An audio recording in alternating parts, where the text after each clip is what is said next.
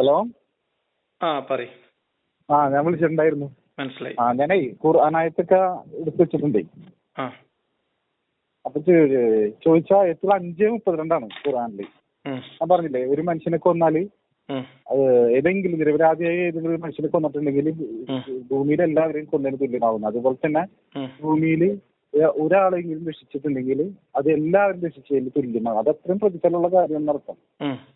5:32 വായിച്ചു നോക്കി നിങ്ങള്? അതെ, ഞാൻ ഖുർആൻ വായിക്കുന്ന ആളാണ്. ഞാൻ നേരിട്ട് കണ്ടിട്ടാണ് ഞാൻ അയക്കുന്നത്. എന്തെങ്കിലും നോക്കി ഞാൻ വെയിറ്റ് ചെയ്തോളാം. സംശയം ഉണ്ടെങ്കിൽ. ഖുർആൻ ഉണ്ടോ കയ്യില്? ഞാനത് പറയുന്നതിന്റെ കാരണേ ആ ഖുർആൻ വചനം വായിക്കേ. 5:32 വായിക്കേ. നിങ്ങളൊന്ന് വായിക്കേ. നിങ്ങൾ വായിക്കാറുള്ള ആളല്ലേ? ഓക്കെ വായിക്കാം.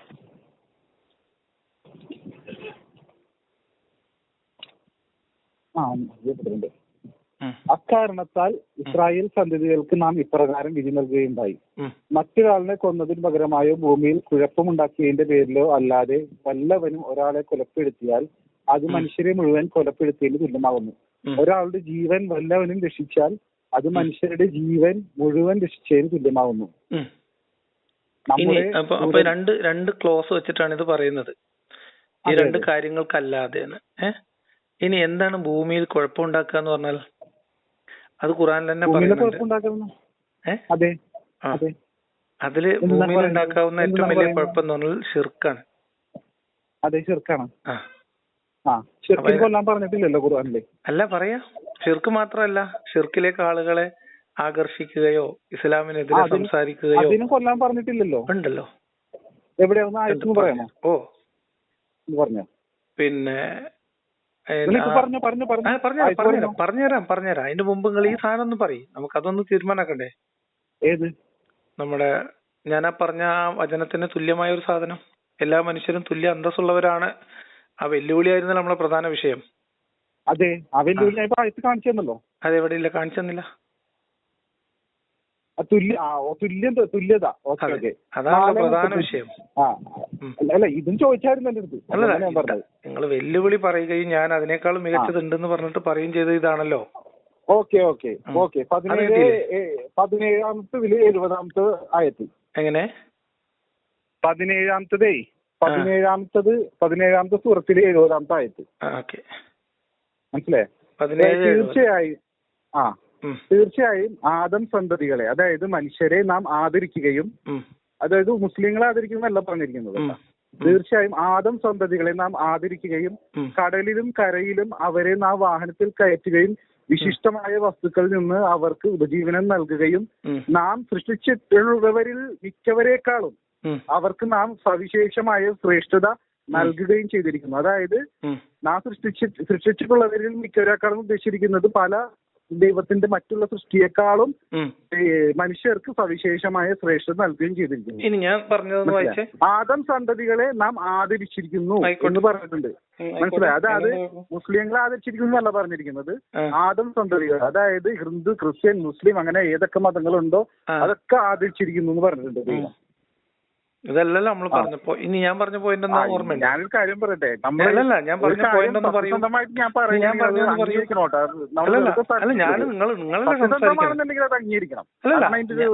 ഞാൻ പറഞ്ഞത് നിങ്ങൾ പറയാൻ അനുവദിക്കല്ലേ. ഞാൻ ഇപ്പൊ അതിന്റെ അടിയിൽ കയറി ഇടപെടുന്നൊന്നുമില്ലല്ലോ. നിങ്ങളല്ലേ പറയുന്നേ? അപ്പൊ ഇനി നിങ്ങൾ ചെയ്യേണ്ടതെന്ന് വെച്ചാൽ, ഞാൻ പറഞ്ഞ ഒരു വചനം ഉണ്ടല്ലോ, അതായത് എല്ലാ മനുഷ്യരും തുല്യമായ അന്തസ്സും അവകാശവും ഉള്ളവരാണ് എന്നുള്ള UDHRന്റെ 1ാമത്തെ ആർട്ടിക്കിൾ. അതും ഇതും തമ്മിൽ എങ്ങനെയാണ് തുല്യമാകുന്നതെന്ന് പറഞ്ഞുതരോ? ഇതും തമ്മിൽ തുല്യമാകുന്നതാ? അത് ഞാനൊരു കാര്യം പറഞ്ഞുതരാം. നമ്മളെ ഞാൻ ദൈവത്തിന്റെ മുന്നിൽ എല്ലാവരും ഒരുപോലെയാണെന്നുള്ളത് നിങ്ങൾ പറഞ്ഞിട്ടുണ്ടായിരുന്നില്ലേ? ദൈവത്തിന്റെ മുന്നത്തെ കാര്യമല്ല സുഹൃത്ത്, നമ്മൾ ഭൂമിയിലാണ് ജീവിക്കുന്നത്. ഇവിടെ ആരോടാണ് ദൈവം അനീതി കാണിച്ചിരിക്കുന്നത് നിങ്ങൾ പറയും. അവരെ കുറിച്ചിട്ട് ഞാൻ കാണിക്കാം. കുറിച്ചിട്ടാണോ പെണ്ണുങ്ങളെ കുറിച്ചിട്ടാണോ? ഞാൻ പറഞ്ഞുതരാം. ഇപ്പൊ ഇതിൽ ഞാൻ പറയണത് എന്താ വെച്ചാല്, നമ്മള് എല്ലാ മനുഷ്യരും തുല്യമായ അന്തസ്സുള്ളവരാണെന്ന് പറയുന്നത് നമ്മളിവിടെ ഭൂമിയിലാണ് മനുഷ്യരായിട്ട് ഇവിടെ ജീവിക്കുന്നത്. ആ മനുഷ്യരെ ബാധിക്കുന്ന നിയമങ്ങളാണല്ലോ ഖുർആനിലുള്ളത്. ആ മനുഷ്യരുമായി ബന്ധപ്പെട്ട നിയമങ്ങളുടെ സംഹിതയാണല്ലോ ഖുർആൻ. ആ ഖുർആനിൽ എല്ലാ മനുഷ്യരും ഭൂമിയിൽ ജീവിക്കുമ്പോൾ അവർ തുല്യമായ അന്തസ്സും അവകാശങ്ങളും ഉള്ളവരാണ് എന്ന ഒരു വാദത്തെ അംഗീകരിച്ചിട്ടുണ്ടോ? അയ്യോ, അന്തസ് ദൈവം ആദരിച്ചിരിക്കുന്നു നമ്മളെ ഭൂമിയിലെ അന്തസ്സില്ലാത്തവർ ദൈവം ആദരിക്കോ? നമ്മൾ തന്നെ ഒരു മനുഷ്യര് വ്യക്തി, ഒരാൾ അന്തസ്സില്ലാത്തൊരു വ്യക്തികളും മുശ്രിക്കുകളും പിന്നെ എന്തല്ല മനുഷ്യരല്ലേ? ആദമിന്റെ സന്തതികളല്ലേ? അതെ, ആദമിന്റെ സന്തതികളാണ്. അപ്പൊ ഇന്നമൽ മുശ്രിക്കൂന നജസ് എന്നൊരു സാധനം ഉണ്ട്. അപ്പൊ അതെന്താ? ആയത്ത് പറയൂ, പറഞ്ഞുതരാം. അല്ല, ഏത് സൂറത്തില് ഏത് ആയത്താന്ന് പറഞ്ഞുതരാം. അങ്ങനെ ഒരു വചനം ഉണ്ട്, നിങ്ങൾക്ക് അറിയോ? അങ്ങനെ ഒരു വചനം ഉണ്ടെങ്കിൽ നിങ്ങൾ അള്ളാഹു നേരത്തെ പറഞ്ഞത് മലയാളം പറയാമോ? ഇന്നമൽ മുശ്രിക്കൂന നജസ് എന്ന് പറഞ്ഞാൽ തീർച്ചയായിട്ടും ശിർക്ക് ചെയ്യുന്നവര്, അതായത് ദൈവത്തെ ആരാധിക്കുന്ന മുശ്രിക്കുകൾ അശുദ്ധർ തന്നെയാകുന്നു എന്നാണ്, നജസാണെന്ന്. അതെന്തുകൊണ്ടാണ് പറഞ്ഞിരിക്കുന്നത്?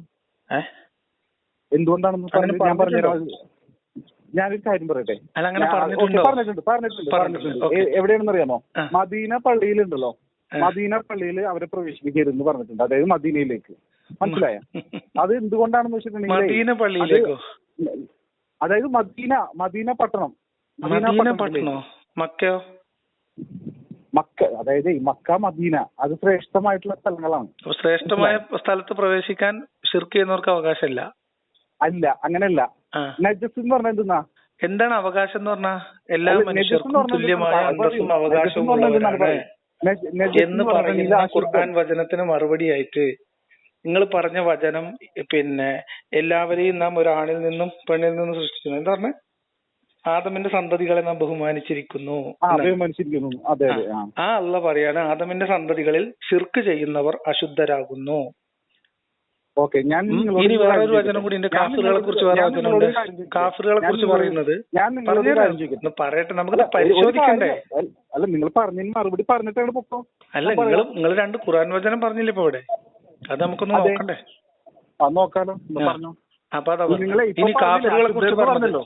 കാഫിറുകളെ കുറിച്ച് പറഞ്ഞത്, കാഫിറുകൾ എന്ന് പറഞ്ഞാല് അവര് ജന്തുക്കളിൽ വെച്ച് ഏറ്റവും മോശക്കാരാണെന്നാണ്.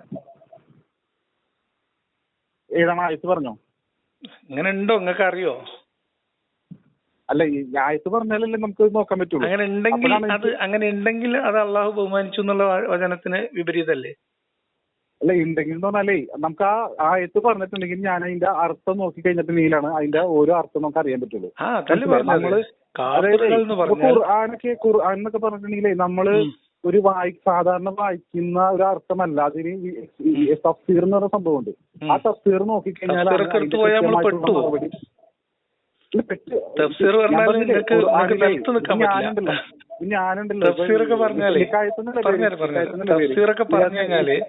നിങ്ങൾക്ക് പിന്നെ നിലത്ത് നിൽക്കാൻ പറ്റില്ല.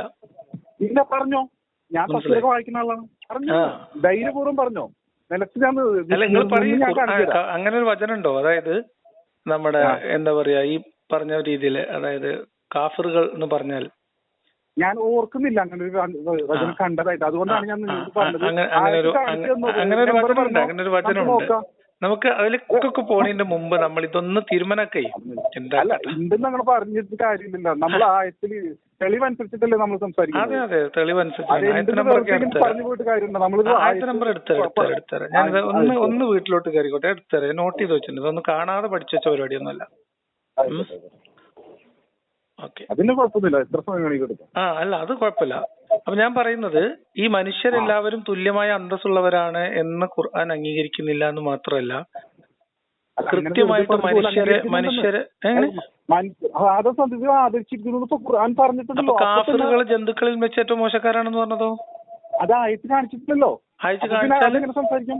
എങ്ങനെ? ആയത്ത് കാണിച്ചതാ അപ്പോഴല്ലേ അതിനെ കുറിച്ച് ടോക്ക് വരുന്നുള്ളൂ. അപ്പൊ മാത്രമേ ഉള്ളൂ അല്ലേ? അതെ. ഓക്കെ. അപ്പൊ അങ്ങനെ ഖുർആനിൽ വചനം ഇല്ലാന്നാണോ? അല്ല, ഞാനേ അങ്ങനത്തെ ഒരു ഖുർആനിൽ ഒരുപാട് വചനങ്ങൾ ഉണ്ടെന്ന് അറിയാലോ. അങ്ങനത്തെ ഒരു വചനം കണ്ടതായിട്ട് ഞാൻ ഓർക്കുന്നില്ല. ചിലപ്പോ ഞാൻ മറന്നുപോയതായിരിക്കാം. പക്ഷെ അതുകൊണ്ടാണ് ഞാൻ ചോദിച്ചത്. എനിക്ക് ആയത്ത് കാണിച്ചു തന്നോ, ഞാൻ നോക്കിയിട്ട് പറയാം അതിന്റെ വിശദീകരണം എന്താണെന്നുള്ളത് ഞാൻ പറയാം. അതുപോലെ തന്നെ പല ആയത്തുണ്ട്. 3:134 എന്താണ്? 98:6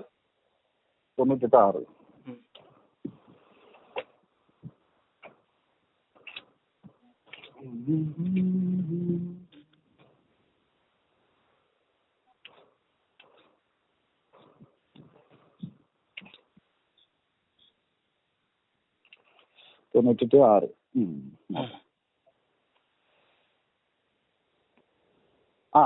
തീർച്ചയായും വേദക്കാരിലും ബഹുദൈവവിശ്വാസികളിലും പെട്ട സത്യനിഷേധികൾ നരകാഗ്നിയിലാകുന്നു.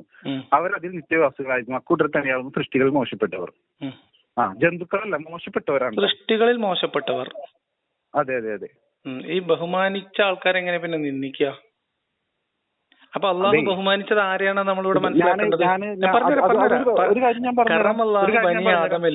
കറമല്ലാഹു ബനി ആദത്തിൽ അള്ളാഹു ബഹുമാനിച്ചത് ബാക്കി ആരാ ഉള്ളത്? മുശ്രിക്കുകൾ നജസാണ്, കാഫിറുകൾ സൃഷ്ടികളിൽ വെച്ച് ഏറ്റവും മോശപ്പെട്ടവരാണ്. ഇതിന് ബാക്കി ആരാ ഉള്ളത്? ഈ രണ്ട് വിഭാഗം കഴിഞ്ഞാൽ പിന്നെ മറുപടി പറയാനൊരു അവസരം തായോ? അതായത് ദൈവം സൃഷ്ടിച്ചിരിക്കുന്നത് എല്ലാരെയും ആദരിക്കുന്ന നിലയിൽ തന്നെയാണ്, മനസ്സിലായി? പക്ഷെ ദൈവം ചില കൃത്യങ്ങൾ ഇവിടെ ചെയ്യാനുണ്ടെന്നുള്ളത് ദൈവം പറഞ്ഞിട്ടുണ്ട്, മനസ്സിലായി? അതായത് ഫോർ എക്സാമ്പിൾ ഞാൻ പറഞ്ഞുതരാം. നമസ്കാരമുണ്ട്, 5 നേരം നമസ്കരിക്കണം എന്ന് ദൈവം പറഞ്ഞിട്ടുണ്ട്. സക്കാത്ത് കൊടുക്കണം, അതായത് അതായത് പാവപ്പെട്ടവർക്ക് പണക്കാരുടെ ഇത്ര വിഹിതം, അതായത് ഇത്ര ശതമാനം കൊടുക്കണം എന്ന്. ഇസ്ലാം അനുസരിച്ച് മുസ്ലിം ആവുക എന്നുള്ളതല്ലേ ഇപ്പൊ എന്റെ ചുരുക്കം? മുസ്ലിം ആവുക എന്നുള്ളതാണ് ചുരുക്കം അല്ലേ? മുസ്ലിം അള്ളാഹു ബഹുമാനിച്ചത് ആരെയാണ്? ഞാനത് പറഞ്ഞു, അതാണ് ഞാൻ പറഞ്ഞു തീർത്തെ. അതായത് ഞാൻ നിങ്ങൾക്ക് മനസ്സിലാൻ വേണ്ടി ഒരു കാര്യം പറയട്ടെ. എനിക്കിതൊക്കെ മനസ്സിലായിട്ടുണ്ടല്ലേ ഞാൻ സംസാരിക്കുന്നത് നിങ്ങളോട്. ഞാനത് ഒന്നുകൂടി മനസ്സിലാക്കാൻ വേണ്ടി പറഞ്ഞുതരാം. എനിക്ക് 2 മക്കളുണ്ട്, മനസ്സിലായേ? 2 മക്കളുണ്ട്. ഒരു മകൻ ഇക്കാക്ക് വളരെ നല്ല കാര്യങ്ങളൊക്കെ ചെയ്യുന്നു, ഇക്കാനെ സഹായിക്കുന്നു, എല്ലാ കാര്യങ്ങളും ചെയ്യുന്നു. എന്നാലും ഒരു മകനാണെങ്കിലുണ്ടല്ലോ, ഒരു മകനാണെങ്കിൽ ഇക്കാനെ അടിക്കും വന്നിട്ട്, മനസ്സിലായ? അല്ലെങ്കിൽ ഇക്ക പറഞ്ഞതൊന്നും അനുസരിക്കില്ല, തോന്നിയ പോലെ നടക്കും, മനസ്സിലായി? അല്ല, ഞാൻ പറയുന്നത് കേക്ക് അങ്ങനെ നടക്കുന്നു. അപ്പോ അതില് ആ മകൻ അതൊരു മോശപ്പെട്ട മകനാണെന്ന് നിങ്ങൾ പറയില്ലേ? കാരണം അവരുടെ പ്രവൃത്തി എങ്ങനത്തെയാണ്, മനസ്സിലായോ? ഇനി നമ്മള് ഹ്യൂമൻ റൈറ്റ്സിന്റെ ഡിക്ലറേഷനിൽ ഒന്നാമത്തെ ഒന്നുകൂടി വായിക്കാം. ആരെ കുറിച്ച് ഞങ്ങളിത് പറയണ? അള്ളാഹുവിനെ കുറിച്ചാണ്.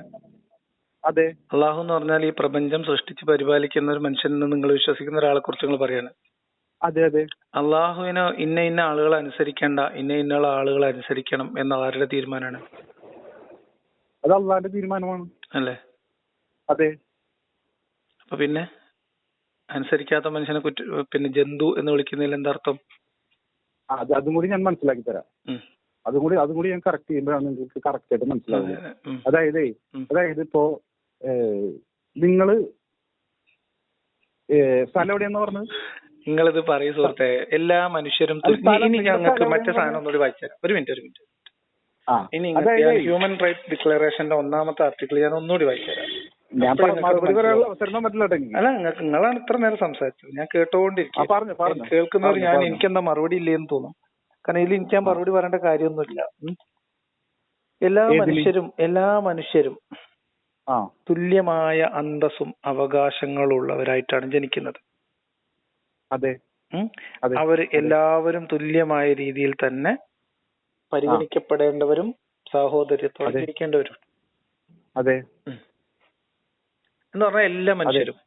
ആ മനുഷ്യരില് everyone is entitled to all the rights and freedom set forth in this declaration without discrimination of any kind, such as race, color, sex, language, religion, political or other opinion, national or social origin, property, birth or other status.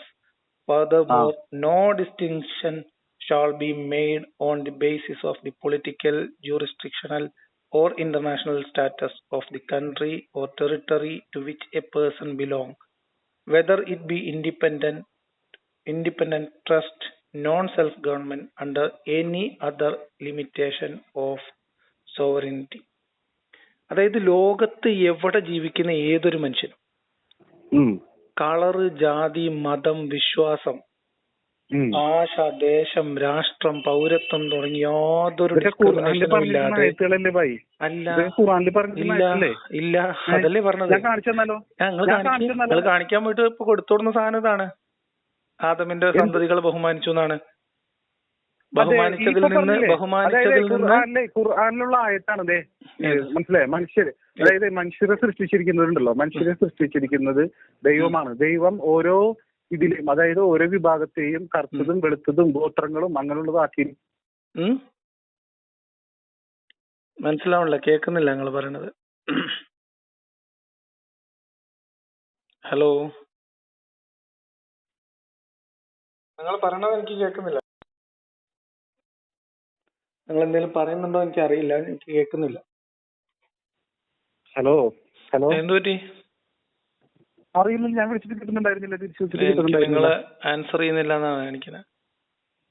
അപ്പൊ പറഞ്ഞു വന്നെന്താന്ന് വെച്ചാല് എല്ലാ മനുഷ്യരും തുല്യമായ അന്തസ്സും അവകാശങ്ങളും ഉള്ളവരാണ് എന്ന ആധുനിക ഇല്ല. പറയട്ടെ, ഞാനൊന്ന് പറയട്ടെ. നിങ്ങളിപ്പോ ഭയങ്കരമായിട്ടുള്ള വിശദീകരണമായിരുന്നല്ലോ. എന്നാൽ അതല്ല ഖുർആന്റെ രീതി. അതിന് പകരമായിട്ട് നിങ്ങൾ കൊണ്ടുവരുന്ന ഒരു ഖുർആൻ വചനമാണ് ആദമിന്റെ സന്തതികളെ നാം ബഹുമാനിച്ചിരിക്കുന്നു എന്ന്. എന്നാൽ ആ ആദമിന്റെ സന്തതികളിൽ ഒരു മിനിറ്റ് ആദമിന്റെ സന്തതികളെ ബഹുമാനിച്ചിരിക്കുന്നു എന്ന് പറയുന്നതിന് വിരുദ്ധമായി ആദമിന്റെ സന്തതികളിൽ എന്ന് പറഞ്ഞാൽ നിങ്ങൾ എല്ലാ മനുഷ്യരാണ് ഉൾപ്പെടുന്നതെന്ന് പറയുമ്പോൾ ആ മനുഷ്യരിൽ ഇസ്ലാം അംഗീകരിക്കാത്ത ആളുകളെ അള്ളാഹു തന്നെ ഖുർആനിൽ നിന്ദിക്കുന്നു എന്ന് ഖുർആനിൽ തെളിവുണ്ട്. അപ്പൊ ഇങ്ങനെ വരുന്ന സമയത്ത് നമ്മൾ ബാക്കിയാവുന്നത്, അതായത് കാഫിർ എന്ന് പറഞ്ഞാല് അശുദ്ധർ, മീൻസ് മോശക്കാരാണ്, ജന്തുക്കളിൽ വെച്ച് ഏറ്റവും മോശക്കാരാണ് എന്ന് പറയുമ്പോൾ, അതേപോലെ തന്നെ മുശ്രിക്കുകൾ നജസാണ് എന്ന് പറയുമ്പോൾ അവർ മിത്രങ്ങളാക്കരുത്, അവർ അന്ധരും ബധിരരും മൂകരുമാണ്, അങ്ങനെ മോശമായ രീതിയിൽ നിരവധി തവണ പദപ്രയോഗം നടത്തുമ്പോൾ കാഫിർ എന്ന് പറഞ്ഞാൽ അതിന് ക്ലിയർ ആയിട്ട് തഫ്സീറുകളിൽ കൊടുത്തുള്ള വിശദീകരണം ഇസ്ലാമിനെ മതമായി അംഗീകരിക്കാത്തവർ എന്ന് തന്നെയാണ്. അങ്ങനെ വരുമ്പോൾ മുസ്ലിങ്ങളല്ലാത്ത എല്ലാവരെയും അള്ളാഹു ബഹുമാനിക്കുകയല്ല നിന്ദിക്കുകയാണ് ഖുർആനിലുടനീളം ചെയ്യുന്നത്. ഇനി നമ്മുടെ വാദം എന്താന്ന് വെച്ചാൽ, ഭൗതിക ലോകത്ത് ജീവിക്കുന്ന മനുഷ്യർക്കിടയില് തുല്യത എന്ന് പറയുന്ന ഒരു സാധനം, എല്ലാ മനുഷ്യർക്കും തുല്യമായ അന്തസ്സ്, അവകാശം എന്ന് പറയുന്നത് ഇസ്ലാം എന്ന് പറയുന്നത് കേവലമായ ഒരു മതമല്ലല്ലോ, വിശ്വാസം മാത്രമല്ലല്ലോ, ദൈവത്തിന്റെ മുന്നിൽ ചെല്ലുമ്പോൾ മാത്രം പരിഗണിക്കേണ്ട ഒരു സാധനമല്ലല്ലോ. അത് എല്ലാ മനുഷ്യരും ജീവിതത്തിൽ പാലിക്കേണ്ടുന്ന സാമൂഹികവും രാഷ്ട്രീയവുമായിട്ടുള്ള നിയമമാണല്ലോ. ഇസ്ലാം എന്ന് പറയുന്നത് രാഷ്ട്രീയ നിയമം കൂടിയാണല്ലോ. അപ്പൊ ഇസ്ലാം എന്ന് പറയുന്ന ഒരു രാഷ്ട്രീയത്തിനകത്ത് എല്ലാ മനുഷ്യരും തുല്യരായ അന്തസ്സുള്ളവരല്ല. ഇസ്ലാമിന്റെ സാമൂഹ്യ നിയമങ്ങൾ, രാഷ്ട്രീയ നിയമങ്ങളിലൊക്കെ നമുക്ക് എല്ലാ മനുഷ്യരെയും മതത്തിന്റെ പേരിൽ തന്നെ. എന്തൊരു കഷ്ടം. ഖുർആനില് എല്ലാ കാര്യങ്ങളും, ഖുർആനിൽ ഇതിലും മേലെ ഇനി എന്താ വേണ്ടേ? അപ്പൊ അതിന് നിങ്ങൾ തന്നെ വിശദീകരിച്ചത്. അപ്പൊ അള്ളാഹു ബഹുമാനിച്ചവരിൽ ആദമിന്റെ മക്കൾ എന്നതുകൊണ്ട് ഉദ്ദേശിച്ചത് ആരാണ് ആകെ?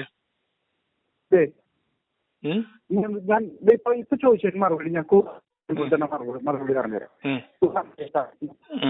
49 പറഞ്ഞു, മനുഷ്യരെ നാം ഒരാണിൽ നിന്നും പെണ്ണിൽ നിന്നും സൃഷ്ടിച്ചിരിക്കുന്നു.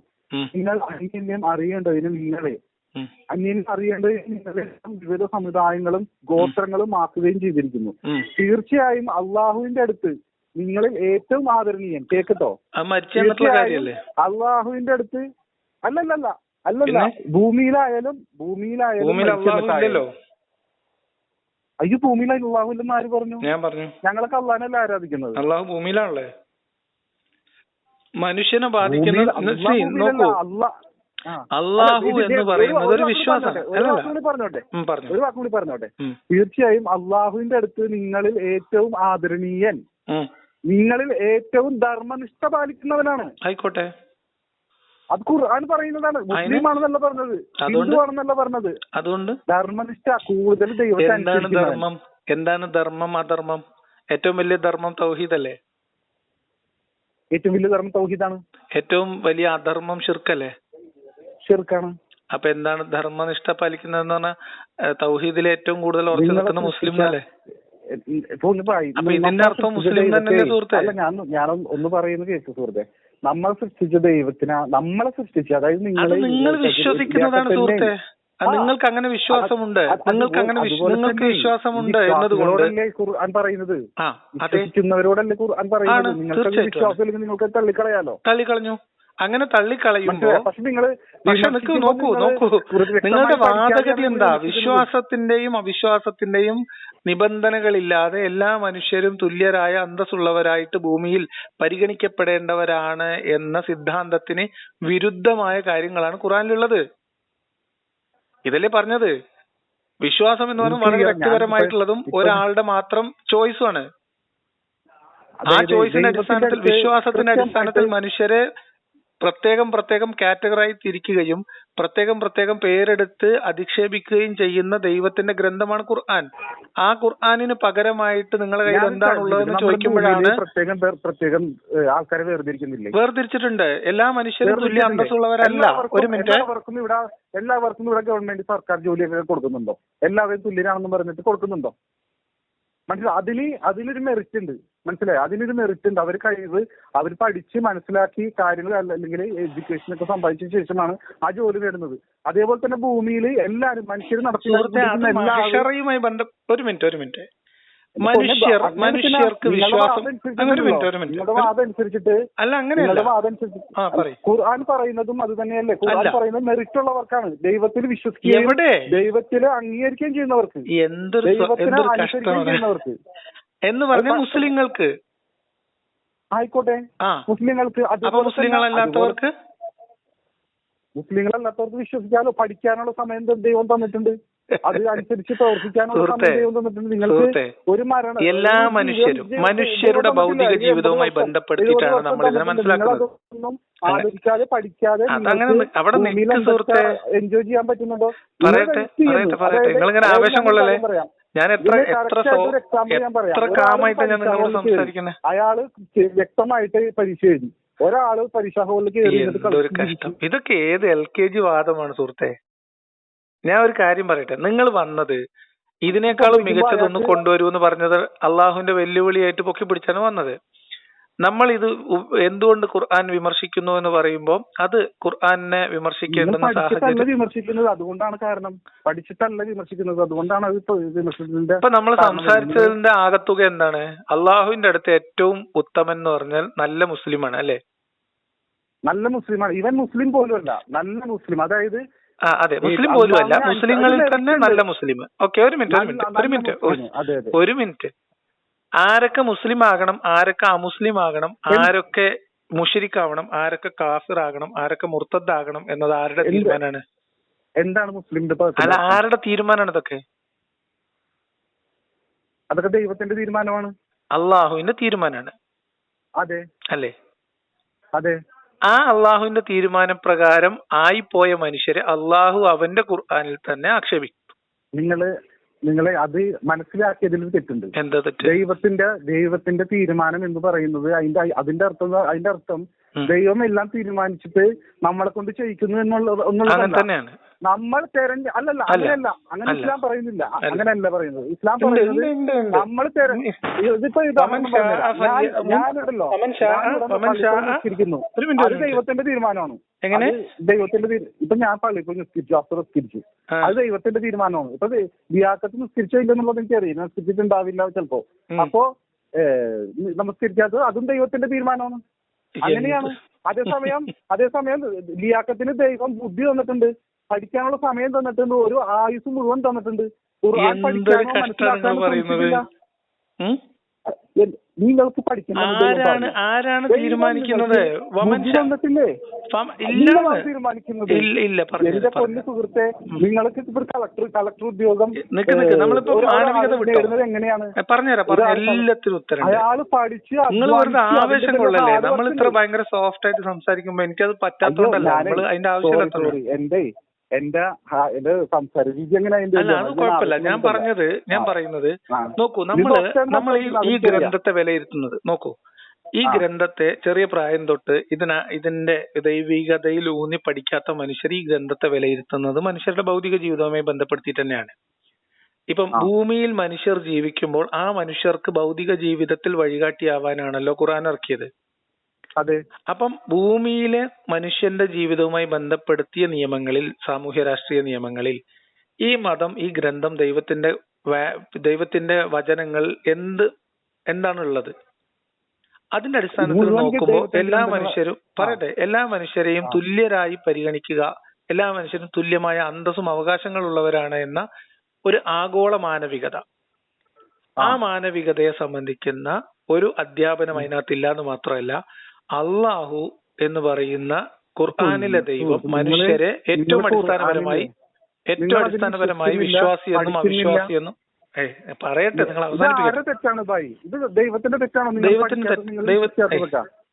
തെറ്റാരുടെ എന്നുള്ളതല്ലോ നമ്മളെ പോയിന്റ് ഇത്രേ ഉള്ളൂ. വിശ്വാസിയും അവിശ്വാസിയും ഏത് മതത്തിൽ വിശ്വസിക്കുന്നവരും നോക്കൂ. നിങ്ങളെ നാട്ടിലൊരു സ്കൂളുണ്ട്. ആ സ്കൂള് ഇവിടുത്തെ ഒരു ഹിന്ദുത്വ രാജാവ് പണിതതാണ്. ഒരു ഹിന്ദു രാജാവ് പണി കഴിപ്പിച്ച ഒരു സ്കൂളാണ്. ആ ഹിന്ദു രാജാവ് പണി കഴിപ്പിച്ച സ്കൂളില് നാനാജാതി മതസ്ഥരും പഠിക്കുന്നുണ്ട്. ആ സ്കൂളില് ആ രാജാവിന്റെ ഹിന്ദു മതം അനുസരിച്ച് ജീവിക്കുന്ന ആളുകൾക്ക് പ്രത്യേക പ്രിവിലേജും അതല്ലാത്ത ആളുകളെ ചീത്തവിളിയും ഒക്കെ ആയിട്ടാണ് ആ സ്കൂളിന്റെ മാനേജ്മെന്റ് സ്വീകരിക്കുന്നതെങ്കിൽ, അങ്ങനെയാണ് അവർ കാണുന്നതെങ്കിൽ, അത് ആ സ്കൂളിലുള്ള എല്ലാ മനുഷ്യരുടെയും തുല്യരാണ് എന്നുള്ള അവകാശവാദം ശരിയാവോ? ഇല്ല, ശരിയാവില്ല. അതേ സാധനം തന്നെയല്ലേ അള്ളാഹുവിന്റെ കേസിലും? ഇല്ല, അങ്ങനെയല്ല. കാരണം അള്ളാഹു നിങ്ങൾക്ക് എല്ലാ അവസരവും തന്നിട്ടുണ്ടല്ലോ പഠിക്കാൻ. ഇപ്പൊ ഞാനൊരു കാര്യം പറയട്ടെ, ഞാനിപ്പോ ഈ രാജാവ് കൊടുത്തിട്ടുണ്ട്. ഈ രാജാവ് അവിടെ വരുന്ന കുട്ടികൾക്ക് ഒരു മിനിറ്റ് ഈ ഹിന്ദു രാജാവ് അവിടെയുള്ള കുട്ടികൾക്ക് വേദം പഠിക്കാനുള്ള അവസരം കൊടുത്തു, അത് സ്വീകരിക്കാനുള്ള അവസരം കൊടുത്തു, ഒക്കെ കൊടുത്തു. പക്ഷെ അവിടെ കുറച്ച് ക്രിസ്ത്യൻ കുട്ടികളുണ്ട്, കുറച്ച് മുസ്ലിം കുട്ടികളുണ്ട്, കുറച്ച് വേറെ കുട്ടികളുണ്ട്. അപ്പൊ അവർക്ക് എല്ലാ അവസരം കൊടുത്തിട്ടും അവരെ സ്വീകരിക്കാത്തതിൽ ഈ രാജാവ് ഈ കുട്ടികളെ ചീത്ത വിളിക്കാണ്. എന്നിട്ട് ഈ രാജാവ് തന്നെ പറയാണ്, എന്റെ സ്കൂളിൽ പഠിക്കുന്ന എല്ലാ കുട്ടികളും തുല്യമായ അവകാശവും അന്തസ്സുള്ളവരാണ്. അതെ, അതുകൊണ്ട് കൊടുത്തവർക്ക്. അല്ല, അങ്ങനെ അത് പറഞ്ഞ് ഈ രണ്ടും കൂടി പൊരുത്തപ്പെട്ടു പോവാന്ന് ചോദിക്കുന്നത്. അത് ഞാൻ പറഞ്ഞുതരാം. അത് നിങ്ങൾ ഇക്കാക്ക് മനസ്സിലാവാൻ വേണ്ടിട്ടേ ഒന്നുകൂടി ഞാൻ പറയാം. മനസ്സിലായോ? അതായത് ഇപ്പൊ ടീച്ചർമാരുണ്ടല്ലോ, ടീച്ചർമാര് കുട്ടികളെ പഠിപ്പിക്കുന്നുണ്ട്. മനസ്സിലായോ? എല്ലാവർക്കും ഒരുപോലെ ക്ലാസ് എടുക്കുന്നുണ്ട്. മനസ്സിലായി? ചിലവർ പഠിക്കും, ചിലവർ പഠിക്കില്ല. മനസ്സിലായോ? പക്ഷെ പഠിക്കുന്നവർക്ക് അവര് ഹൈ മാർക്കോട് കൂടി പാസ്സാവും, അവർക്ക് നല്ല ഭാവി കിട്ടും. മനസ്സിലായോ? പഠിക്കുന്നവർക്ക്, അതാണ് അവിടുത്തെ പോയിന്റ്. പഠിക്കുന്നവർക്ക്, ഹാർഡ് വർക്ക് ചെയ്യുന്നവർക്ക്. മനസ്സിലായോ? ഞാൻ ചോദിച്ച ഉദാഹരണത്തിൽ എന്തെങ്കിലും തൊടാത്ത അതിലേക്ക് ഞാൻ തൊടാം.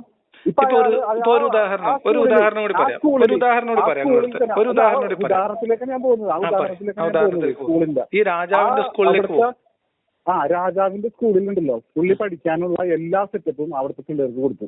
മനസ്സിലായോ? കുറച്ച് കുട്ടികൾ പഠിച്ചു, നല്ല രീതിയിൽ പഠിച്ചു. പഠിക്കല്ല രാജാവിന്റെ മതത്തിൽ ചേരണം.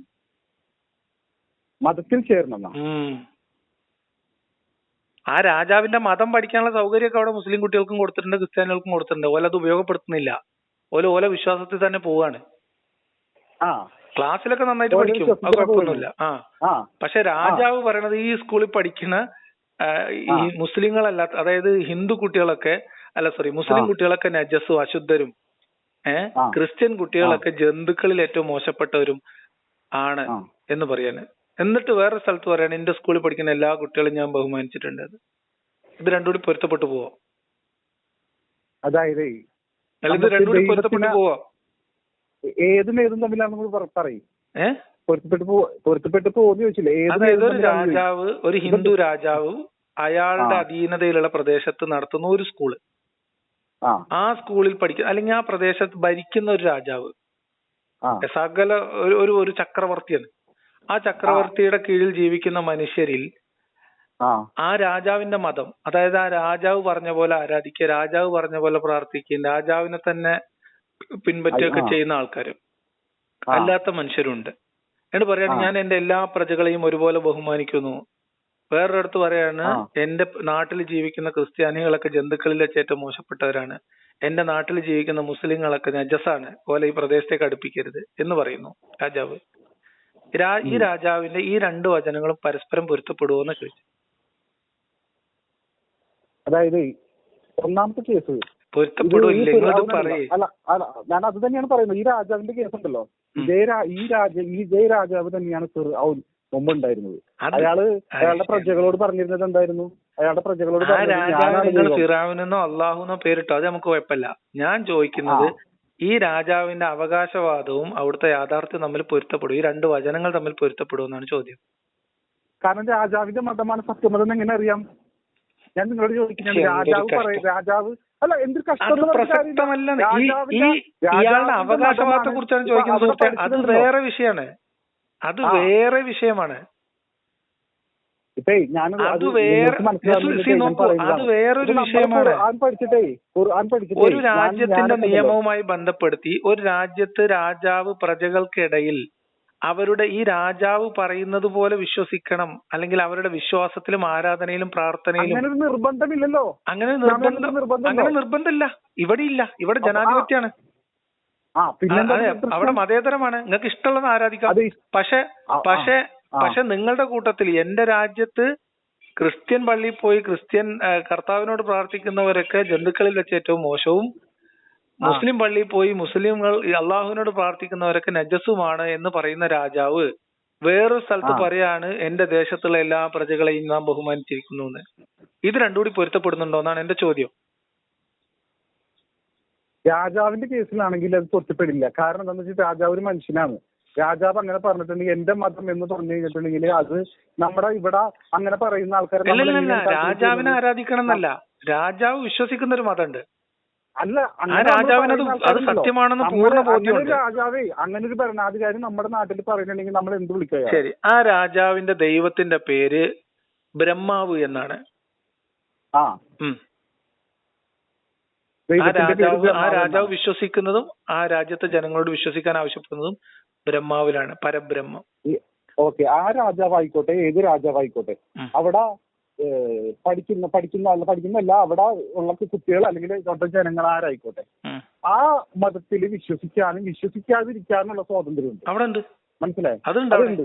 അതിപ്പോ രാജാവിന് അത് ഇനിയിപ്പോ രാജാവ് പറയുന്നതാണ് ഞാൻ നിങ്ങളെ ശിക്ഷിക്കും, എന്നാ എന്റെ മതത്തിൽ നിങ്ങൾ വിശ്വസിച്ചില്ലെങ്കിൽ ഞാൻ എന്ന് പറയുകയാണെങ്കിൽ അല്ല, അങ്ങനെ പറഞ്ഞാൽ പോലും മനസ്സിലായ ഒരു മനുഷ്യനാണ് ദൈവത്തിന്റെ പെർമിഷൻ ഇല്ലാതെ ഒരാൾക്ക് ശിക്ഷിക്കാൻ കഴിയില്ല എന്നുള്ളത് നമുക്കറിയാലോ. അത് സ്വാതന്ത്ര്യം ഉണ്ട്. ഞാൻ പറഞ്ഞല്ലോ, അയാൾക്ക് വിശ്വസിക്കാതിരിക്കാനുള്ള സ്വാതന്ത്ര്യം. അതുപോലെ തന്നെയാണ് ഇസ്ലാം.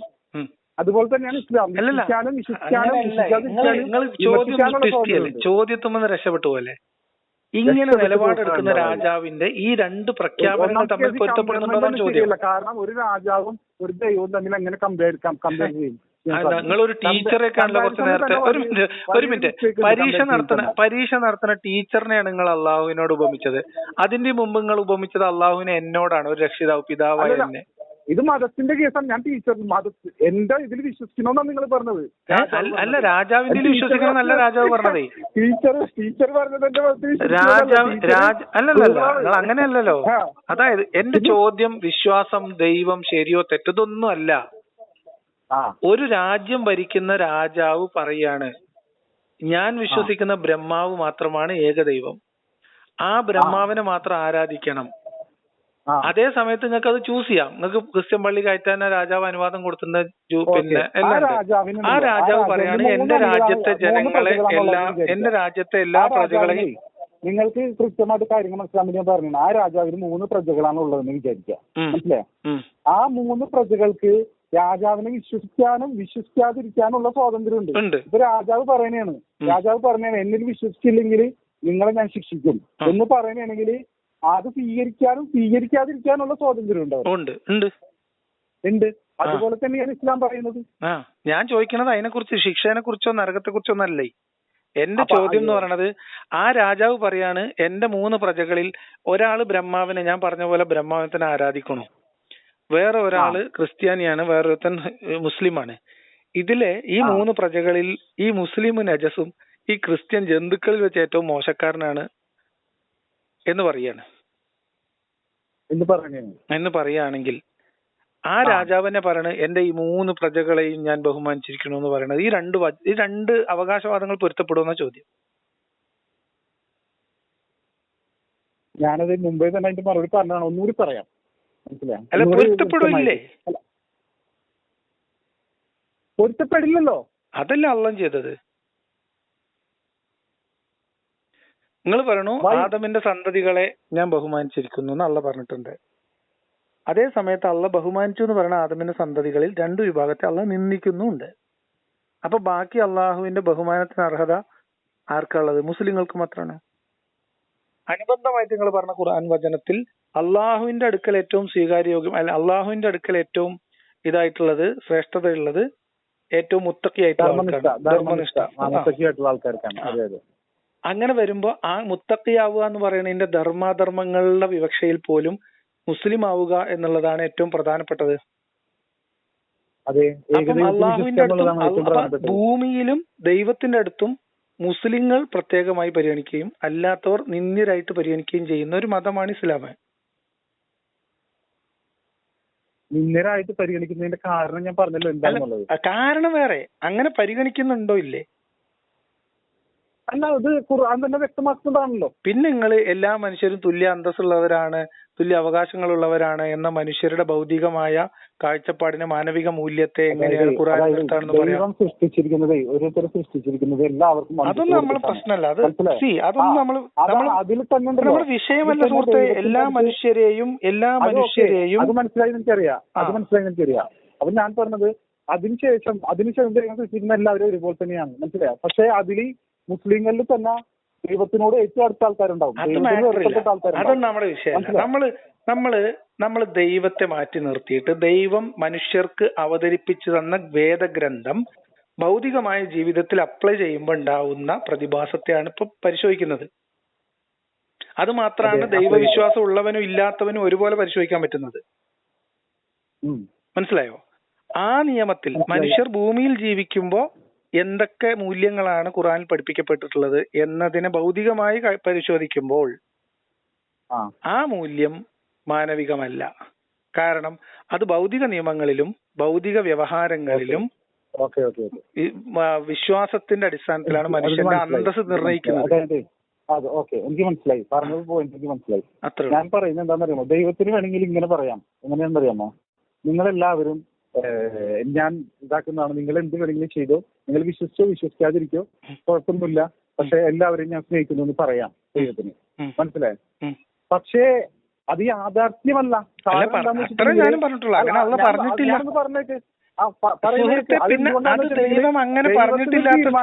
ദൈവത്തിനൊരു തീരുമാനമുണ്ട്. ഇപ്പൊ ദൈവത്തിന്, അതായത് മെറിറ്റുള്ള ആൾക്കാരെ ദൈവം ഇതാക്കും, അതായത് സ്വർഗത്തിൽ പ്രവേശിക്കും ദൈവത്തിനനുസരിച്ച്. അത് ഭൗതികമായ കാര്യമല്ല സുഹൃത്തെ.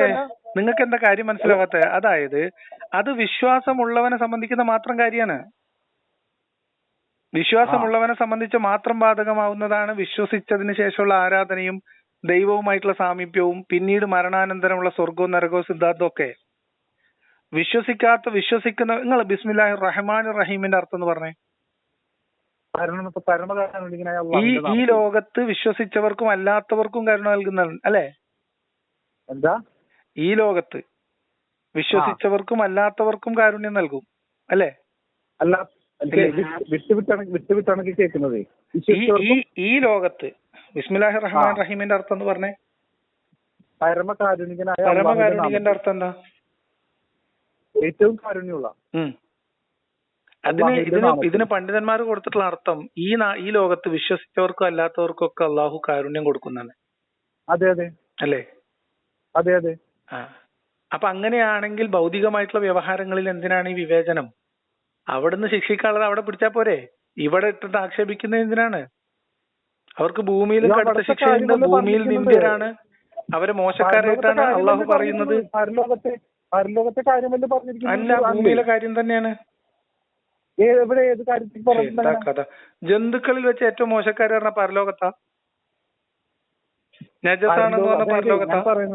ഞാൻ പറയുന്നതേ, അതായത് പരലോകത്തെ കാര്യമുണ്ടല്ലോ. ഇപ്പൊ ഖുർആൻ അവതരിച്ചിരിക്കുന്നത് ഭൂമിയിലാണ്. ആ ഭൂമിയിൽ അതായത് മനുഷ്യരെങ്ങനെ ജീവിക്കണം അവിടെ വരട്ടെ. ഖുർആൻ ഭൂമിയിൽ ജീവിക്കുന്ന മനുഷ്യന്റെ ഭൗതികമായ ജീവിതവുമായി നേരിട്ട് ബന്ധപ്പെട്ട് കിടക്കുന്ന ഒരു ആശയമല്ലേ? അതെ. അതില് വിശ്വസിക്കുന്ന ആൾക്കാരും ആ ഗ്രന്ഥത്തിൽ വിശ്വസിക്കുന്നവരും അല്ലാത്തവരുമായ ആളുകളെ സംബന്ധിക്കുന്ന സമഗ്രമായ നിയമല്ലേ? ആ നിയമത്തിൽ അള്ളാഹുവിന്റെ വചനമായി അവതരിപ്പിക്കപ്പെട്ടതിൽ ഈ മതത്തിലും ദൈവത്തിലും വിശ്വസിച്ച് അംഗീകരിക്കുന്നവരും അല്ലാത്തവരും തുല്യരായി പരിഗണിക്കപ്പെട്ടിട്ടുണ്ടോ?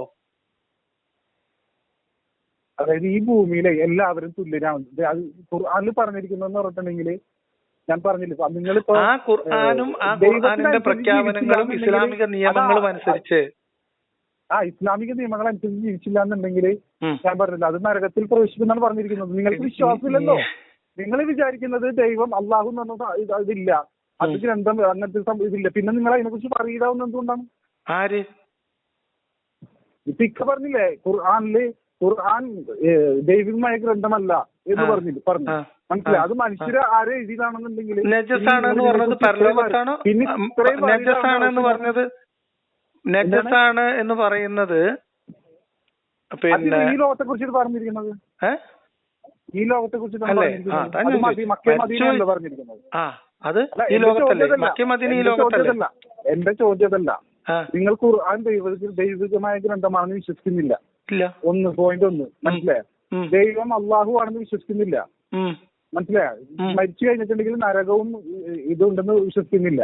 മനസ്സിലായോ? അങ്ങനെയാണെങ്കിൽ പിന്നെ നിങ്ങൾ ഖുർആനിൽ എഴുതി വെച്ചിരിക്കുന്നതിനെ കുറിച്ചിട്ട് ബോധ്യപ്പെടേണ്ട ആവശ്യം എന്താണ്? കാരണം നിങ്ങൾക്ക് ഏതെങ്കിലും ഒരു മനുഷ്യൻ എന്തെങ്കിലും എഴുതിച്ചിട്ട് ഞങ്ങൾക്ക് എന്താണെന്നല്ല നമ്മൾ വിചാരിക്കുന്നത്. അതല്ലേ നമ്മളെ ചിന്ത. അത് ആ ചിന്തയിൽ ചില പ്രശ്നങ്ങൾ ഉണ്ടെന്നും ഈ ഖുർആനിൽ നിങ്ങൾ വിചാരിക്കുന്ന പോലത്തെ പ്രശ്നമില്ലാന്നും പറഞ്ഞിട്ട് നിങ്ങൾ എന്നെ വിളിച്ചത്.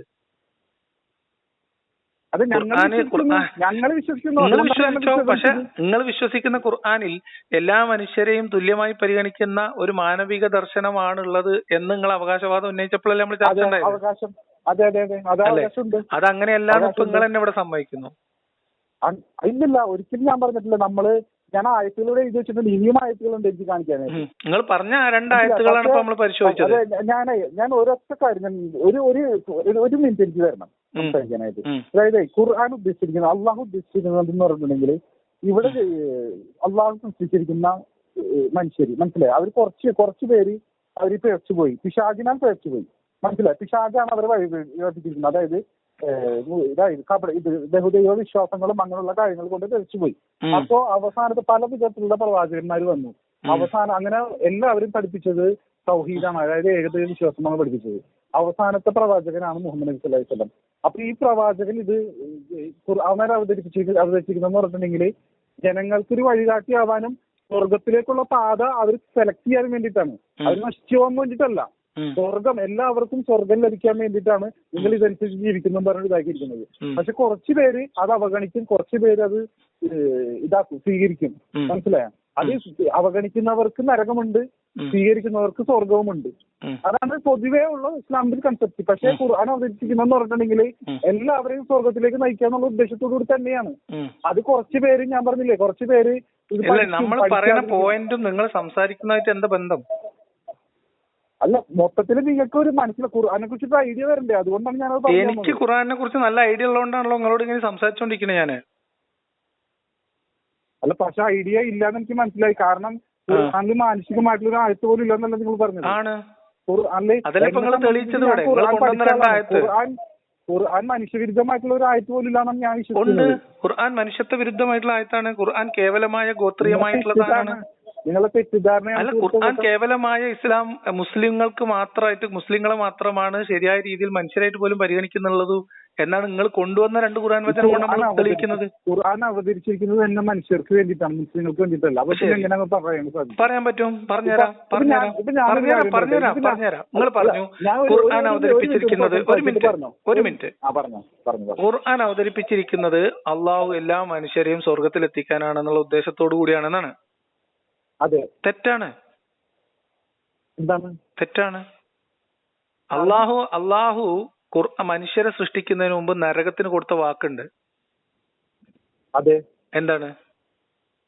അത് നരകത്തിലേക്കും ആൾക്കാർ വരും എന്നുള്ളതാണ്. നിന്റെ വയറ് നിറക്കുന്നതാണ്. അതെ അതെ. ഇനി മനുഷ്യനെ സൃഷ്ടിക്കുന്നതിന് മുമ്പ് നരകം സൃഷ്ടിച്ച അള്ളാഹു ഖുർആനിൽ പറയുന്നുണ്ട്, പിന്നെ അള്ളാഹ് ഉദ്ദേശിക്കുന്നവരെ അവൻ നേർവഴിയിലാക്കും, അള്ളാഹു ഉദ്ദേശിക്കുന്നവരെ അവൻ ഇസ്ലാമെന്ന് തെറ്റിക്കും. അതെ അല്ലെ?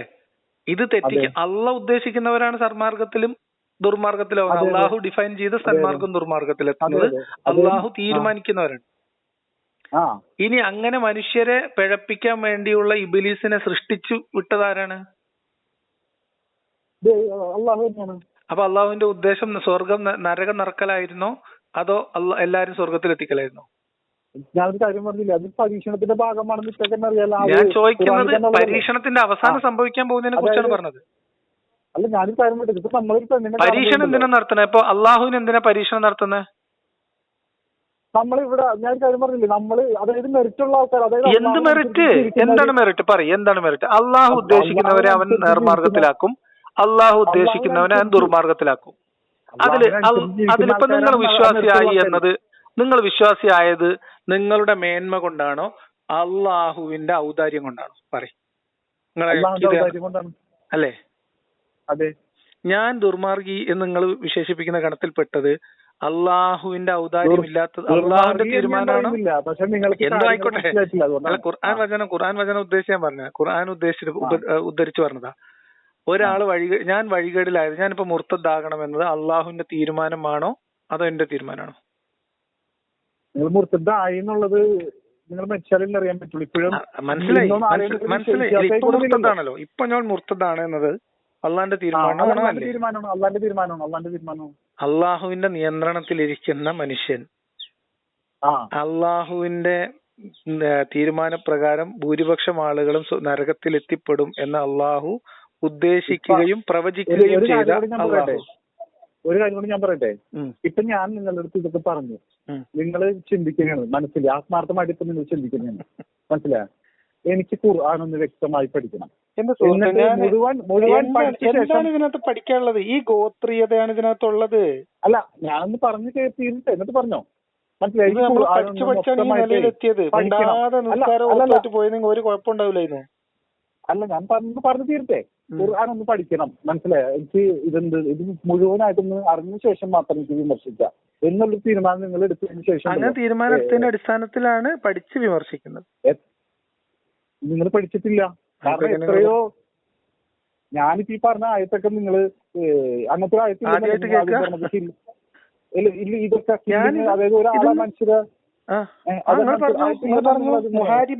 യുഹാരിബൂൻ അല്ലാഹ് എന്ന് പറഞ്ഞിട്ട് ഖുർആൻ വചനമുണ്ട്. നിങ്ങൾക്ക് അറിയില്ലത്?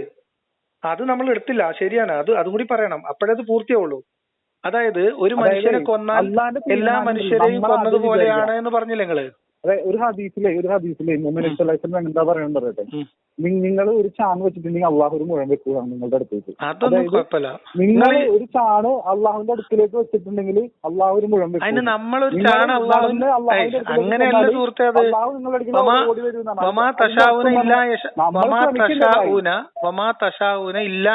എന്നുണ്ടേ. എന്റെ അർത്ഥം കൂടി പറയാം, എനിക്ക് അറബിയിൽ വെച്ച്. അപ്പൊ നിങ്ങൾ പിന്നെന്താ അള്ളാഹു ഉദ്ദേശിക്കാതെ നമ്മൾ ഉദ്ദേശിക്കൂല. അപ്പൊ ഞാൻ അള്ളാഹുവിന്റെ അടുത്തേക്ക് ഒരടി വെക്കണം എന്ന് ഉദ്ദേശിക്കാണ് വിചാരിച്ചോ? അങ്ങനെ ഞാൻ ഉദ്ദേശിക്കണോ വേണ്ടേ എന്നുള്ളത് അള്ളാഹ് ഉദ്ദേശിക്കും, അള്ളാഹ് തീരുമാനിക്കും. അങ്ങനെ പറയല്ലേ നിങ്ങള്? ഖുർആനിലുള്ള വചനാണ് സുഹൃത്തെ. വമാ തശാഊന ഇല്ലാ യശാ അല്ലാഹ്. വമാ തശാഊന നിങ്ങൾ എഴുതി വെച്ചോ, നോട്ട് ചെയ്ത് വെച്ചോ. നിങ്ങൾ വൈകുന്നേരം ഭക്ഷണം കഴിക്കാതിരിക്കുന്നതാണ് എന്നിട്ട് പറഞ്ഞാണ്. അങ്ങനെയല്ല. നിങ്ങൾ ഭക്ഷണം കഴിക്കും, അപ്പൊ അള്ളാഹു ഉദ്ദേശിക്കും നിങ്ങൾ ഭക്ഷണം ഇതാക്കാനായിട്ട്. അത് അള്ളാഹുവിന്റെ ഖദറിനെ നിങ്ങൾ നിഷേധിക്കാണ്. അള്ളാഹുവിന്റെ ഖദറിനെയും കള്ളാഹിനെയും നിങ്ങൾ നിഷേധിക്കാണ്. ഇപ്പൊ അങ്ങനെയല്ല, നമ്മുടെ ഭാഗത്തുനിന്നാണ് നമ്മള്. ഇപ്പൊ ഞാനൊരു കാര്യം പറയട്ടെ. അപ്പൊ ഞാൻ ചോദിക്കട്ടെ, അള്ളാഹു തീരുമാനിക്കുന്നത് ഞാൻ മുർത്തദാകണമെന്നാണ്, പക്ഷെ ഞാൻ തീരുമാനിക്കുകയാണ് ഞാൻ വിശ്വാസിയാവുന്നത്. നടക്കോ? നിങ്ങൾ ശ്രമിച്ചാൽ നടക്കും. അള്ളാഹുവിന്റെ തീരുമാനത്തിന് മുകളിൽ എനിക്ക് കഴിയോ? അള്ളാഹുന്റെ തീരുമാനം വരും, അങ്ങനെയാണ് അതിന്റെ അർത്ഥം. അങ്ങനെയാണ് അള്ളാഹുന്റെ തീരുമാനമാണ്.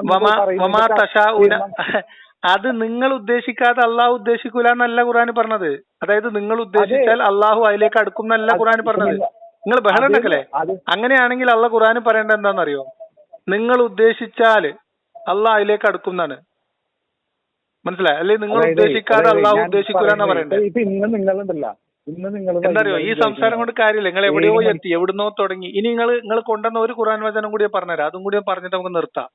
അതായത് ഭൂമിയിൽ കുഴപ്പമുണ്ടാക്കുകയോ മറ്റൊരു മനുഷ്യനെ കൊല്ലുകയോ ചെയ്യാത്തതിന്റെ ആ കാരണം കൊണ്ടല്ലാതെ ഒരാള് മറ്റൊരാളെ കൊന്നാൽ എല്ലാ മനുഷ്യരെയും കൊന്നതുപോലെയാണെന്നാണ്. എങ്ങനെ നമ്മൾ ശ്രമിക്കാതെ എന്തെങ്കിലും നടക്കും? നമ്മൾ ശ്രമിച്ചാൽ നടക്കും. നടക്കും. നിങ്ങള് ഒരു മിനിറ്റ്. നിങ്ങള് അള്ളാഹു വമാ തശാഉന ഇല്ലാ യശാ അല്ലാഹ് എന്ന് പറഞ്ഞാ അള്ളാഹു ഉദ്ദേശിച്ചാലല്ലാതെ അതായത് ഒരു കാര്യം ചെയ്യണമെന്ന് ഞാൻ തീരുമാനിക്കണമെങ്കിൽ എന്റെ ഉള്ളിൽ ആ ചിന്ത വരണമെങ്കിൽ അള്ളാഹ് തീരുമാനിക്കണം. അതെ ആ അതെ. അപ്പൊ ഞാൻ കഴിയുമ്പോഴേ നിങ്ങൾ തീരുമാനിച്ചു കഴിഞ്ഞിട്ടല്ല സുഹൃത്തെ, ഞാൻ തീരുമാനിക്കണമെങ്കിൽ അള്ളാഹ് തീരുമാനിക്കണേ. അതിന്റെ ക്ലാരിറ്റി തരട്ടെ. മനസ്സിലായി? നിങ്ങൾ ഇന്ന് പറയുകയാണ്, നിങ്ങൾ ഇന്ന് 7 മണിക്ക് മുതൽ ഖുർആൻ അനുസരിച്ച് ജീവിക്കാൻ തീരുമാനിക്കുന്നതാണ് എന്ന് നിങ്ങൾ തീരുമാനിക്കണേന്ന് ചോദിച്ചു. അള്ളാന്റെ തീരുമാനം വന്നു. അതാണ് അതിന്റെ അർത്ഥം. അള്ളാന്റെ തീരുമാനം അങ്ങനെ ഞാൻ തീരുമാനിക്കണമെങ്കിൽ അതിന് അള്ളാഹുവിന്റെ തീരുമാനം ഉണ്ടാവണം. ഭായി, അള്ളാന്റെ തീരുമാനം വന്നത് കൊണ്ടാണ് നിങ്ങൾ അങ്ങനെ വിചാരിക്കുന്നത്, അല്ലെങ്കിൽ നിങ്ങൾ വിചാരിക്കില്ല. അതാണ് പോയിന്റ്. അപ്പൊ ഞാനിപ്പോ ഇത് തീരുമാനിക്കാത്തത് ആരുടെ തീരുമാനമില്ലായ്മ കൊണ്ടാണ്? അത് അള്ളാന്റെ തീരുമാനം കൊണ്ടാണ്. അത്രേ ഉള്ളൂ. നിങ്ങൾ ഒന്ന് വിശദമായിട്ട് ഒന്നും കൂടി കുത്തിരുന്ന് ആലോചിച്ചാൽ മതി. ഈ ഖുർആൻ വചനം മാത്രം നിങ്ങൾ ശരിക്കൊന്ന് ആലോചിച്ചോളി. അപ്പൊ പറഞ്ഞു വന്നത്, ഖുർആനിൽ പറയുന്ന സാധനത്തിന് അതിനേക്കാളും മികച്ച എന്തെങ്കിലും ഉണ്ടോ എന്ന് ചോദിച്ചാൽ അതിനേക്കാളും മികച്ചതാണ് നമ്മൾ മനുഷ്യർ ഇപ്പൊ ഉണ്ടാക്കിയെടുത്ത എല്ലാ നിയമവും. അല്ല, അത് നിങ്ങൾ ഈ ഓഡിയോ ഞാൻ അപ്ലോഡ് ചെയ്യാം. നിങ്ങളതൊന്ന് മനസ്സിരുത്തി 1-2 തവണ കേൾക്ക്. ഞാൻ കാര്യം നിങ്ങൾ പറഞ്ഞത് അറിയാമോ? നമ്മൾ വിചാരിക്കാതെ ദൈവം എല്ലാം വിചാരിക്കുന്ന നിങ്ങൾ പറഞ്ഞു. അങ്ങനെയല്ല, വിചാരിക്കണം, അപ്പോഴാണ് ദൈവം വിചാരിക്കുക. അല്ല, നമ്മൾ എന്ത് വിചാരിക്കണം നിങ്ങൾ എത്രയോ പരീക്ഷ എഴുതി, നിങ്ങൾ എത്രയോ വീണ്ടും അള്ളാനെ ഹെഡ്മാഷാക്കാണ്. ദൈവം അള്ള വിചാരിക്കട്ടെ എന്ന് വിചാരിച്ചിരിക്കുന്നത്. ഇങ്ങനെ സമയം കളയാൻ എടുത്തില്ല. അതായത് നിങ്ങൾക്ക് കാര്യങ്ങൾ വ്യക്തമാകുമ്പോ നിങ്ങൾ പറഞ്ഞു വന്ന വാദങ്ങൾ മുഴുവനായിട്ട് നിങ്ങൾ തന്നെ ഇവിടെ നെഗേറ്റ് ചെയ്ത് കഴിഞ്ഞു. അതായത് രത്നചുരുക്കം എന്ന് പറഞ്ഞാൽ ഒരു കാര്യം പറഞ്ഞോട്ടെ, നിങ്ങൾ അപ്ലോഡ് ചെയ്യുമ്പോഴുണ്ടല്ലോ നിങ്ങൾക്ക് കുറെ പ്രേക്ഷകരുണ്ട്, നിങ്ങളുടെ കുട്ടികൾ. മനസ്സിലായി? അവര് വന്നിട്ട് നിങ്ങളെ സപ്പോർട്ട് ചെയ്ത് കമന്റ് ചെയ്യുമായിരിക്കും. ഞാൻ കമന്റ് നോക്കാറില്ല. കമന്റ് അല്ല എന്നെ നയിക്കുന്നത്. ഓക്കെ, ഞാൻ പറയുന്നത് നിങ്ങൾ ഇത് 1-2 ആവർത്തി കേൾക്കുക. ഇനി നിങ്ങൾ പറഞ്ഞത് ഒരാളെ കൊന്നതും കൊല്ലാത്തതും, ആ കൊല്ലുന്നതുമായി ബന്ധപ്പെട്ട് കൊല്ലാൻ ചില കാര്യങ്ങൾ എക്സെപ്ഷൻസ് കൊടുത്തിട്ടുണ്ട്. അങ്ങനെയാണെങ്കിൽ കൊല്ലാമെന്ന്. അങ്ങനെയുള്ള കാര്യങ്ങളെ കുറിച്ച് കൃത്യമായിട്ട് പറയുന്നുണ്ട്. അത് യുഹാരിബൂൻ അള്ളാന്നാണ്. അള്ളാഹുവിനോടും അവന്റെ പ്രവാചകനോട് യുദ്ധം ചെയ്യുകയും ഭൂമിയിൽ കുഴപ്പമുണ്ടാക്കുകയും ചെയ്യുക എന്നുള്ളതാണ്. അതെന്താണ് എന്നുള്ളത് ഏറ്റവും വലിയ ഫിത്ന, കുഴപ്പം എന്ന് പറയുന്നത് ഷിർക്കാണ്. പിന്നെ അള്ളാഹുവിനോട് അവന്റെ പ്രവാചകനോട് യുദ്ധം ചെയ്യുക എന്ന് പറഞ്ഞാൽ അത് അള്ളാഹുവിന്റെ മാർഗത്തിൽ നിന്ന് ആളുകളെ തെറ്റിക്കുകയോ അവന്റെ റസൂലും നിയമമാക്കിയതിനെ നിയമമായി അംഗീകരിക്കാതിരിക്കുകയോ ചെയ്യുക എന്നുള്ളതാണ്. അങ്ങനെ ചെയ്യുന്നവരെന്താണ് ചെയ്യേണ്ടത് എന്ന് ഖുറാനിൽ വേറെ സ്ഥലത്ത് പറയുന്നുണ്ട്. അത്തരം ആളുകളെ അവരെ കൊല്ലുകയോ, മീൻസ് അവരെ കൊലപ്പെടുത്തുകയോ, അവരെ ക്രൂശിക്കുകയോ, കൈകാലുകൾ എതിർ ദിശയിൽ നിന്ന് വെട്ടുകയോ ചെയ്യണം എന്നാണ് ഖുറാൻ പറയുന്നത്. അൾട്ടിമേറ്റ്ലി ഈ കൊലപാതകത്തിൽ നിന്നുള്ള രക്ഷയും മുസ്ലിങ്ങൾക്കുള്ളതാണ്. കേൾക്കുന്നില്ലേ? വിട്ടുവിട്ട് കേൾക്കാനും മാത്രമുള്ള പ്രശ്നമൊന്നും ഇവിടെ ഇല്ല. നെറ്റിന്റെ പ്രശ്നമൊന്നുമില്ല. അപ്പൊ ഞാൻ പറഞ്ഞത് അള്ളാഹുവിനോട് അവന്റെ അപ്പൊ ഇതും അൾട്ടിമേറ്റ്ലി ഒരു മനുഷ്യനെ കൊന്നതിന് പകരം, അല്ല, ഒരു മനുഷ്യനെ കൊന്നാൽ എല്ലാ മനുഷ്യരെയും കൊല്ലുകയാണെന്ന് പറഞ്ഞാൽ ആ കൊലപാതകം ആ അർത്ഥത്തിൽ പരിഗണിക്കണമെങ്കിൽ കൊല്ലപ്പെടുന്നവൻ മിക്കവാറും ഒരു മുസ്ലിമോ ദിമ്മിയോ ഒക്കെ ആയിരിക്കേണ്ടി വരും. ഇസ്രായേൽ സന്തതികൾക്ക് പറയുന്നത് ശുദ്ധ തെറ്റാണെന്നുള്ളതിൻ്റെതാണ്. ഇസ്രായേൽ സന്തതികളാണ് പറഞ്ഞിരിക്കുന്നത് ആയത്തിൽ. അപ്പൊ പിന്നെ അള്ളാഹുവിന്റെ റസൂലിനുള്ളതല്ല. മുഹമ്മദ് നബിയോട് ഖുർആൻ വചനത്തിൽ യുഹാരിബൂൻ അല്ലാഹ് ഉണ്ട് സുഹൃത്തേ. എങ്ങനെ വാദം പൊളിഞ്ഞു? ഖുർആൻ നിങ്ങളുടെ വാദം അതിൽ തന്നെ പൊളിഞ്ഞു. ഖുർആൻ പഠിച്ചിട്ടാണ് നിങ്ങൾ വിമർശിച്ചതെന്ന് പറഞ്ഞു.